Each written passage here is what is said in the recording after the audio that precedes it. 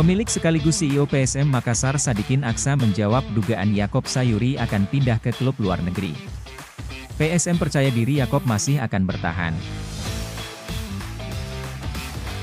Indikasi Yakob akan hengkang terlihat dalam postingan terakhirnya di media sosial. Yakob mengunggah foto hitam putih dirinya dengan gestur pamit ke arah tribun yang diisi oleh supporter PSM. Tak sedikit yang bereaksi kalau itu merupakan salam perpisahan Yakob Sayuri yang diduga akan pindah ke luar negeri.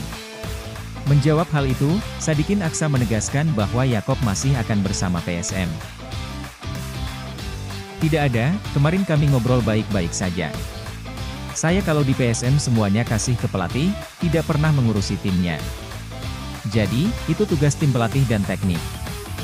Namun, sejauh ini tidak ada berita-berita yang menjurus ke situ, hengkang, kata Sadikin Aksa kepada wartawan. Sejauh ini, kontrak dengan Yakob Sayuri pasti ada. Nggak pergi, karena masih ada 2 tahun, kontraknya, ujarnya menambahkan.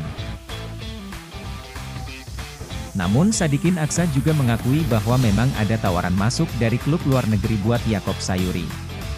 Maklum, Yakob baru saja main oke bersama timnas Indonesia di Piala Asia 2023. Selama tawarannya pas dan pemain berminat, Sadikin Aksa menegaskan tak akan menghalang-halangi pemain. Bukan cuma Yakob, beberapa pemain PSM lainnya juga disebut Sadikin Aksa diminati klub luar negeri. Saya tidak mau melarang, tapi kalau pemainnya merasa siap. Jadi gini, tidak semua pemain mau bermain di luar karena banyak juga pemain-pemain lokal kita bermain keluar tidak siap, tutur Sadikin Aksa. Jadi bermain di luar itu harus punya kesiapan sendiri, apalagi Yakob baru nikah. Kalau ditanya, saya ingin Yakob di Indonesia. Tetapi, kalau dia punya kesempatan main di luar, siapa yang tidak mau pemain Indonesia main di luar, baik itu menambah kepercayaan diri, ucapnya.